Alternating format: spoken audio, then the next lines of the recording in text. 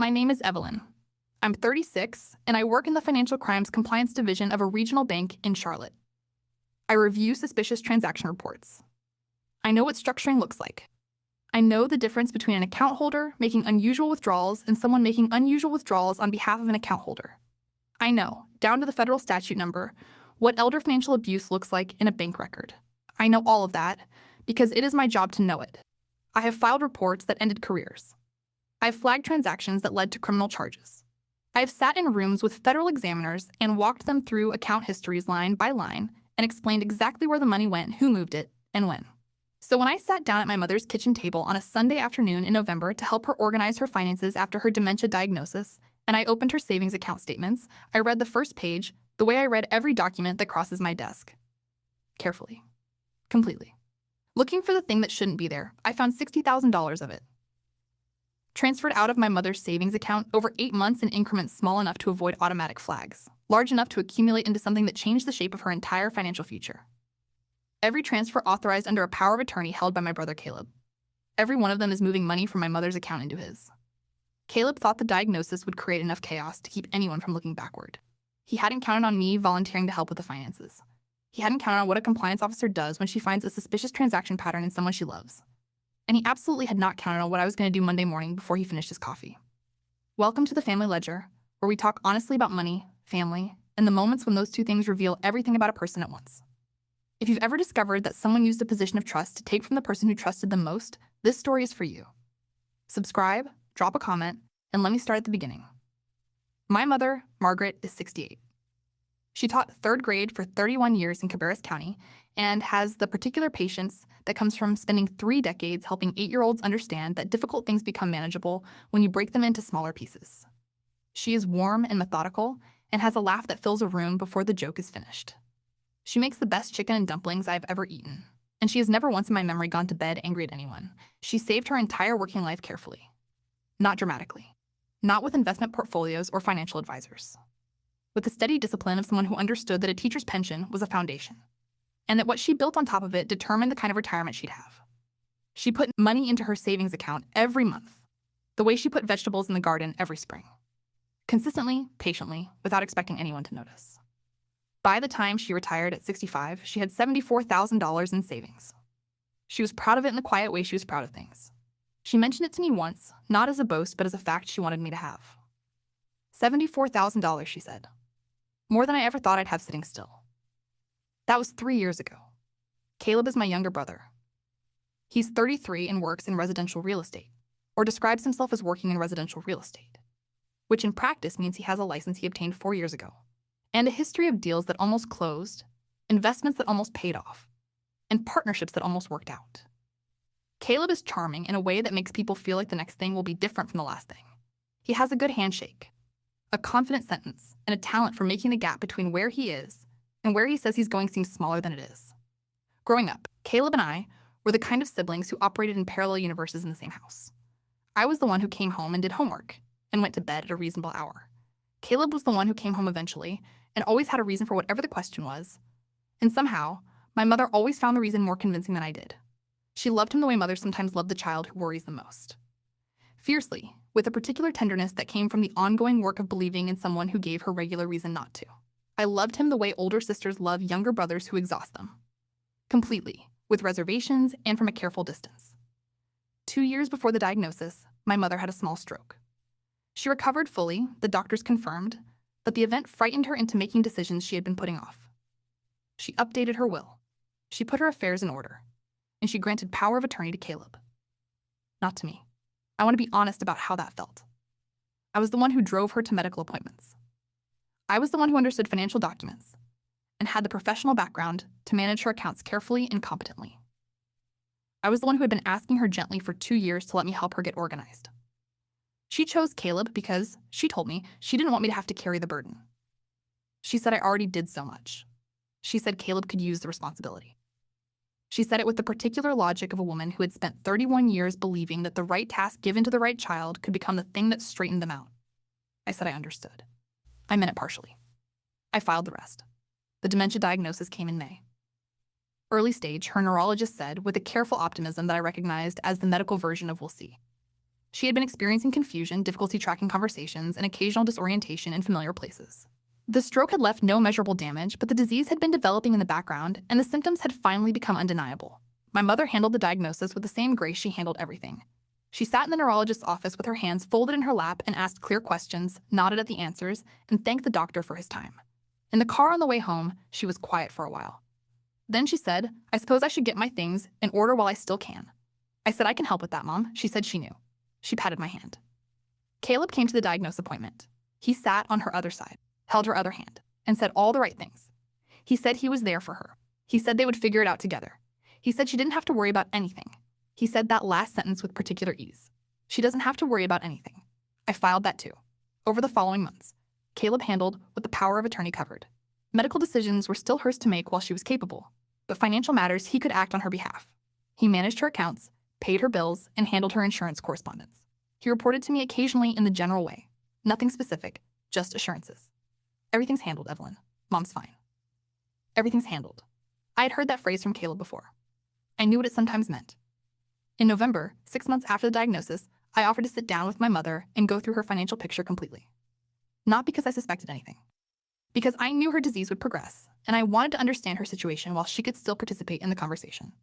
I wanted her to know that her finances were organized and that the money she'd saved carefully for 31 years was where she expected it to be. She said that would make her feel better. She made chicken and dumplings. We sat at her kitchen table on a Sunday afternoon with her accordion file of documents and her bank statements. And I opened the first page of her savings account history. And I read it the way I read everything. Carefully. Completely. Looking for the thing that shouldn't be there.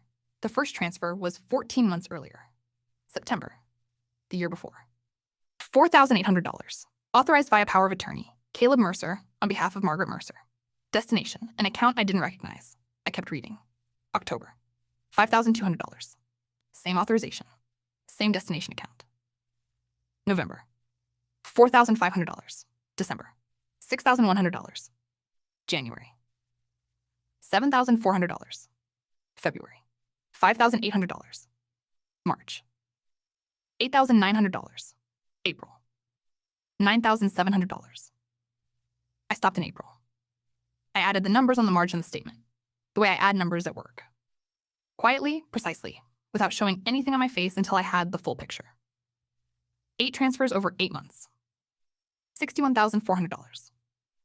From my mother's account to an account I didn't recognize, authorized by a power of attorney that was supposed to be used for my mother's benefit, not someone else's income. My mother was sitting across from me, eating a dumpling and watching me the way she watched students who were working through something difficult. Steady, patient, giving me the time I needed. I looked up at her. I said, "Mom, do you know about some large transfers from your savings account over the last year or so?" She frowned. "What do you mean, large?" "Several $1,000s at a time. 8 of them over about 8 months." She set down her fork. Her expression shifted to the particular confusion that came sometimes now with the disease. The look of someone trying to locate a memory and finding the shelf where it should be unexpectedly empty. "I don't remember authorizing anything like that." "I know," I said. I kept my voice even. "I'm going to look into it." She looked at me with the clear eyes she still had in her better moments. "What does it say?" "It says Caleb made the transfers, Mom." She was quiet for a long time. Then she said, "Why would he do that?" "I don't know yet," I said. "I'm going to find out." She picked up her fork. She didn't say anything else. She ate her dumpling and looked out the window at the backyard where the November garden was finished for the year, everything stripped back and bare and waiting for whatever came next. I sat across from her and made notes on the legal pad I'd brought and felt the particular cold clarity that arrives when something you suspected in a general way becomes something specific and documented and real. I did not call Caleb that night, or the next morning. I went to work on Monday with the savings account statements in my bag, and I sat at my desk, and I did what I did every day. I read documents carefully. I followed the procedure. I went through the right channels in the right order. The first call was to our bank's Elder Financial Abuse Hotline. I know the number because I helped train the team that answers it. I did not identify myself as an employee. I reported what I had found as the adult daughter of an account holder, describing the pattern of transfers, the authorization method, the timeline, and the relationship of the authorized party to the account holder. The operator asked a series of questions I recognized from our own intake protocol. I answered them completely. She said a case would be opened and an investigator would be in contact within 48 hours. The second call was to Adult Protective Services. I reported potential elder financial abuse, gave my mother's name and address, and described what the statement showed. The intake coordinator was professional and thorough. She said a caseworker would follow up. The third call was to a probate attorney named Richard, whom I had worked with professionally on an estate case 2 years earlier. I told him what I had found and asked about the legal options for a family member seeking to challenge a power of attorney used in potential bad faith. He asked me to send him the statements. I did, from a secure email, with a note explaining my compliance background and the specificity of what I had documented. Richard called back in 2 hours. He said what I had sent him was, in his professional opinion, textbook elder financial exploitation.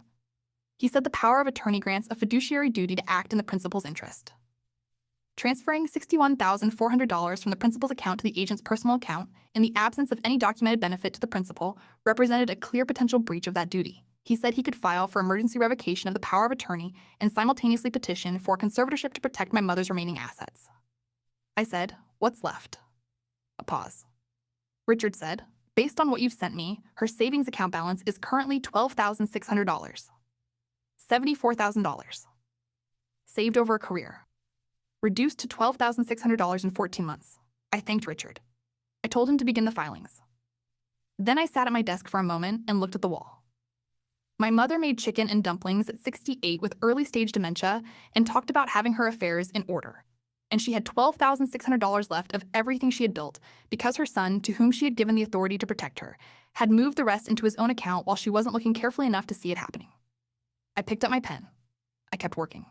That's what you do when the situation is urgent. And emotion is not the right tool for the next step. If you've ever had to stay professional about something personal because being professional was the only way to actually help, tell me in the comments. And if you haven't subscribed to the Family Ledger yet, do it now. Because what happened when Caleb found out the filings had been made is the part of this story I still think about. The emergency POA revocation was filed on Wednesday. Richard moved quickly, and the court granted the emergency petition by Thursday afternoon, given the documented financial pattern and my mother's diagnosis. Caleb's power of attorney was suspended pending a full hearing. He found out Thursday evening when he tried to access my mother's account through the online portal and discovered his access had been revoked. He called my mother first. She didn't have answers for him. Then he called me. His voice, when he called, had the quality I recognized from childhood. The voice he used when he had been caught in something, and was calculating in real time which version of the story would work. Fast, slightly too casual, aiming for the register of someone who had been inconvenienced rather than exposed. Evelyn. "What's going on with Mom's accounts?" I said, "You know what's going on, Caleb." A pause. "I got a notice that my POA access was suspended. There must be some kind of error." "There's no error. Richard filed the emergency revocation on Wednesday. The court granted today." The casualness left his voice. "You filed on me?" "On your own brother." "I documented a pattern of transfers from Mom's savings account totaling over $61,000 into an account in your name, and I reported it through the appropriate channels." "Yes, those transfers were legitimate. I was managing her finances. There were expenses. $61,000 of expenses in 8 months for a retired woman who lives in a paid-off house and has no debt." I kept my voice even. "Name one of them, Caleb." Silence. "The bank investigator will ask you the same question. So will APS. So will Richard at the POA hearing." I'd think carefully about the answer. His voice changed register again. This time it went somewhere quieter. Something underneath the calculation. Something more genuine and more frightened. "I needed the money, Evelyn. I was in a bad spot. 2 deals fell through and I had a debt I couldn't cover, and I thought I'd pay it back before anyone noticed." Before anyone noticed. My mother's savings. The things she built over 31 years, the things she mentioned to me once, with quiet pride, while I sat across from her at a kitchen table. Treated as a temporary resource to be borrowed without asking and returned before anyone noticed. "She has dementia, Caleb." I said it slowly. "She has dementia and a degraded ability to track her own finances. You used a legal authority meant to protect her to take her money because you thought the disease would cover the gap." He didn't say anything. "You need to talk to an attorney," I said. "Not me, an attorney." I hung up. I sat in my car in my parking garage for a few minutes. Not crying. Not angry in the way that anger usually announces itself. Just sitting with the particular weight of a thing you already knew in some part of yourself, and now know completely. The POA hearing was 3 weeks later. Caleb came with an attorney. I came with Richard and the bank statements and a report from the APS caseworker, who had completed her investigation and found reasonable cause to support the financial abuse finding. Caleb's attorney argued that the transfers had been made in good faith to cover legitimate expenses and that the absence of receipts was an administrative oversight that could be corrected. Richard argued that $61,000 in 8 transfers to the agent's personal account without documentation, without the principal's knowledge, during a period of cognitive decline that began before the first transfer, constituted a clear breach of fiduciary duty. The judge revoked the power of attorney permanently. She appointed me as my mother's legal guardian and financial conservator. She ordered Caleb to provide a full accounting of the $61,000 within 30 days. He couldn't provide it because it was gone. 2 failed real estate deals, a debt he wouldn't specify, and living expenses he'd covered for 8 months while his own income was inconsistent. The money had moved through his account and out again, and there was no pool of it waiting to be returned. The judge ordered a repayment plan. Richard had advised me that this was the likely outcome in a civil proceeding. Criminal charges were a separate matter, and those, he said, would depend on the district attorney's office. The DA's office received the APS referral 4 weeks after the hearing. I know because the investigator called me to take a statement. I gave it. I sent them the documents. Then I went home and made dinner, called my mother, and told her things were being handled. She asked if Caleb was in trouble. Yes, I said. He is. She was quiet. Then she said I gave him that responsibility because I wanted him to grow into it. I know, Mom. I should have given it to you. I didn't know what to say to that. So I said the true thing. You did what you thought was right at the time. She made a sound that was somewhere between a sigh and something more complicated. Then she said, come for chicken and dumplings on Sunday. I said I'd be there. Caleb was charged with elder financial abuse under North Carolina General Statute 1-4-112.2. The charge carried a potential felony classification given the amount involved. His attorney negotiated. The DA considered the fact that he had no prior record and had expressed remorse in his statement. The outcome was a felony charge reduced to a misdemeanor with conditions. Full restitution of the $61,000, 5 years of supervised probation, and permanent prohibition from serving as a financial agent for any vulnerable adult. The restitution would take years. His attorney established a payment plan. Richard built it into the court order with enforcement mechanisms. My mother received her first restitution payment 4 months after the hearing. She held the bank notification in her hands and looked at it for a while. Is this real? She asked. It's real, I said. She folded it carefully and put it in her accordion file in the spot she kept important things. I want to tell you about what happened with Caleb because I think it matters to the full shape of the story and because I have thought about it more than any other part. He called me 6 weeks after the hearing. He did not call with an excuse or a revision.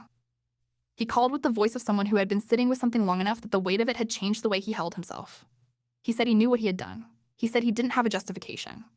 He said he had told himself for 8 months that he would fix it before she noticed, and then the diagnosis came, and he kept telling himself the same thing, and the months kept moving, and the money kept leaving, and at some point, the lie had become larger than his ability to manage it, and he hadn't known how to stop. I listened to all of it. I didn't interrupt. When he finished, I said, Caleb, I reported what I found because it was the right thing to do. Not to punish you. Because Mom is a person who deserves to have what she earned protected. And because the right thing to do when you find financial abuse is to report it, regardless of whose name is on the account doing the abusing. He said he understood. I said, I don't know what our relationship looks like from here. But I know what it can't look like anymore. He said he knew too. We haven't spoken much since. Short calls at holidays, brief and careful. The kind of communication that happens when 2 people are trying to figure out whether there is still a ground to stand on and haven't found it yet. Maybe there is. I don't know. What I know is that I am not responsible for the ground he has to rebuild on his own side. My mother's finances are in order. The $12,600 that remained is supplemented by her pension and Social Security, which together cover her monthly expenses with a modest buffer. The restitution payments are adding to her savings slowly, the way she built them originally. Steadily. Patiently. Without anyone expecting them to arrive faster than they do. I manage everything as her conservator. Every bill, every account, every document. Not because I love spreadsheets, although I am good at them. Because she spent 31 years building something carefully. And she deserves someone in the role who understands what careful means. She has good days and harder days, the way people do with her condition. On good days, she teaches me things she learned in 31 years of 3rd grade. She says the best way to help someone understand something difficult is to start with what they already know and build from there. She says patience is not passive. It is the active choice to let something take the time it needs. I think about that when I sit at her kitchen table on Sundays, going through her statements. I think about the $74,000 and what it cost her, and what it will take to rebuild it, and the patience required to do that one restitution payment at a time. I also think about the accordion file. The way she folded that first notification and put it in the right spot. The way some habits are so deeply built into a person that even a disease that takes things cannot take the part of you that knows where important things belong. Here is what I know after all of it. A power of attorney is one of the most significant legal instruments one person can give another. It says, I trust you with the authority to act as me. It says, when I cannot protect myself, I trust you to do it for me. That trust is not a resource. It is not a line of credit. It is not a financial instrument for the benefit of the person holding it. It is a responsibility that runs in one direction only, toward the person who granted it, and the moment it runs in any other direction, it has been broken. If someone in your family holds a power of attorney for someone you love, you are allowed to look at the accounts. You are allowed to ask questions. You are allowed to request documentation. You are allowed to call Adult Protective Services. You are allowed to call an attorney. You are allowed to report what you find through every channel available to you. Love does not require you to look away from evidence. Loyalty does not require you to protect someone from the consequences of what they chose to do. Family is not a reason to let financial abuse go undocumented. My mother taught third grade for 31 years. She taught children that difficult things become manageable when you break them into smaller pieces. She saved $74,000 one careful deposit at a time. She made chicken and dumplings and kept her important papers in the right spots and trusted the wrong person with the authority to protect her, and is still, on her good days, the most patient and gracious person I know. She deserved better than what Caleb did. She also deserved someone who knew what to do when she found out. I knew what to do. If this story found you at the right moment, share it with someone who has a parent aging and a sibling with access to the accounts and a feeling in their chest they haven't named yet. That feeling has a name. Pay attention to it. Drop a comment. Tell me if you've ever had to report something about someone you loved. I read everyone. Subscribe to the Family Ledger. I'll see you in the next story.